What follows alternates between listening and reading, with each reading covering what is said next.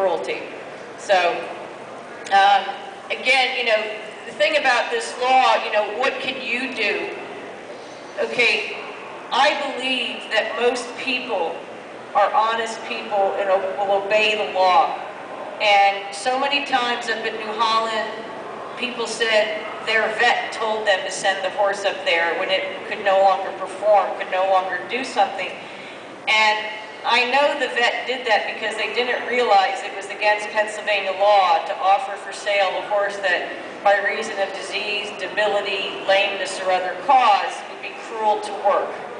And so I really believe that if people know that, they will know that they can't offer them for sale. So people say, well, what do you do with them? Well, you know, you treat them, or if it's not financially feasible to do that, then you put them down. But you don't take them to a sale and offer them for sale. Yeah, that's against Pennsylvania law. We talked earlier today, there was talk about, you know, getting the law enforcement. People will say, well, I'm at the auction, what do I do? You know, who do I call? First off, if you're going to go to an auction, you need to know what law enforcement agency has jurisdiction. So who can you call? And don't be surprised if no one responds, because they usually don't. But so people say, well, what do I do then? Well, if you want to, you can actually buy the horse, get it to a vet, document what is wrong, and then you can contact law enforcement and you've got the evidence and they can take over the case. That's one thing that can happen, but it's not easy. That's something that the Equine Protection Network that we do is I will talk to people about if you have a situation that you know about cruelty. You know, I can't do it for you, but I can advise you on what you need to do to help get the law enforced. I can talk to law enforcement agencies who are not familiar. I can bring them up to speed. And I've had, you know, pretty much, I'm going to say all the time, but I've had good luck with Pennsylvania State Police. Sometimes you don't. Sometimes, you know, you'll get a barracks and they don't want to do it. But for the most part, I've been able to get local law enforcement or the state police to do their job. Once you're, and again, that's where it comes back to what is your responsibility as a horse owner. You know, we know horses, and the police usually don't. So I urge people to develop a relationship, a rapport with their local law enforcement agency. But you know, if it's local police, if it's humane agents, if it's the state police, to, you know, say, hey, we know horses, we have a facility, offer your expertise. You know, that's something that we can all do. When it comes to enforcing the law, there was again a discussion earlier today on that, and you know, what do you need to enforce the law? Well, the Pennsylvania cruelty law says that you must provide necessary food, water, shelter, and it applies to the person who has duty of care or the owner. So from a law enforcement standpoint, you're looking at what do I need to prove the elements of the crime. The elements of the crime being lack of necessary food, lack of necessary shelter. Well, how do I prove that? Well, shelter's pretty easy. You know, you either have it or you don't. Because I'm going to read directly from here. It says, access to clean and sanitary shelter, which will protect the animal against inclement weather and preserve the animal's body heat and keep it dry. That's pretty clear. You know, some people will say in Pennsylvania, oh, well, trees.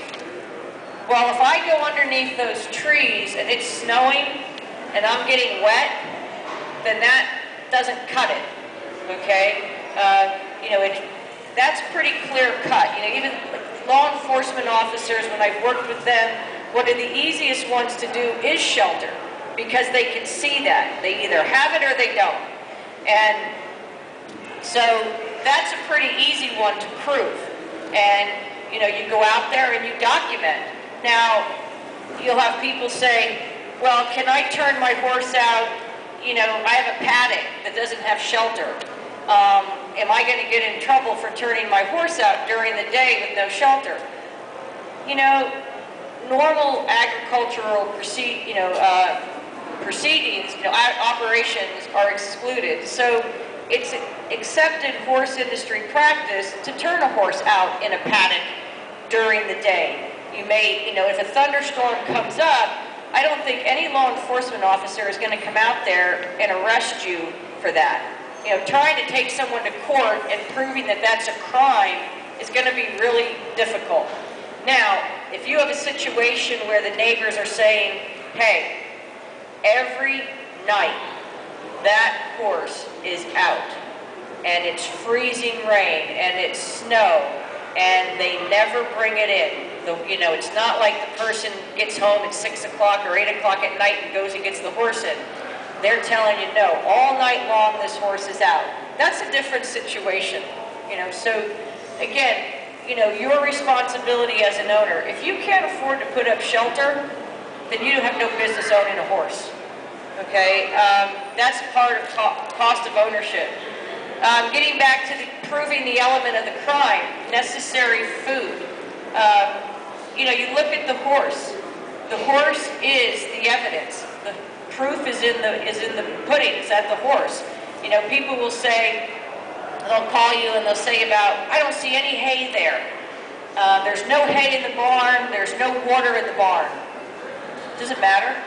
If that horse is fat and he's hydrated, doesn't have to have food in the barn. How do you know they don't store their hay somewhere else? So that it's always looking at the horse and learning what evidence to collect to prove it. And that's often the case. I've heard what frustrated me so much when I got started doing this is listening to humane agents tell me that they couldn't prove this. And it was like, or there's no case. And it was like, they would lose in court and they would say, they would blame it on the judge, they would blame it on the law. And it's like, it's not the law, it's not the judge, it's you. They'll say, I lost on a technicality. Well, if you're going to play with the big boys in court, then you got to play by the rules of evidence and the chain of evidence.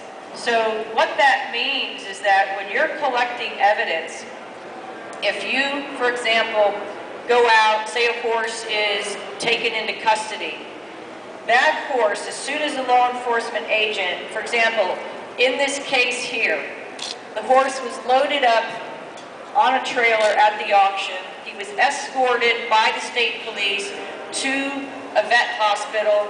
The vet collected the blood with the state trooper standing there, and then that evidence, the horse was then escorted to his final place where he stayed until it went to court. That way, because if you don't do that, when you get into court, the defense attorney's first line of defense is to get the evidence thrown out. And if he can get it thrown out because we didn't preserve the chain of evidence, then your case is gone. Okay, so that's often why cases get lost. Is not because their people aren't guilty, it's because there isn't, the humane agents haven't followed the rules of evidence, the chain of evidence, or they don't. The other problem is in that in Pennsylvania you've got nonprofit organizations doing the prosecuting, and we have the district justice system. So you've got a humane agent who's had some training, okay, and some experience enforcing the law, going into court often against a defense attorney. That's David and Goliath. I mean, how can, a humane agent has no way of competing with a defense attorney. They don't know every, nuance of the law, what they can object to and what they can't object to. So there, right there, that's an unfair advantage.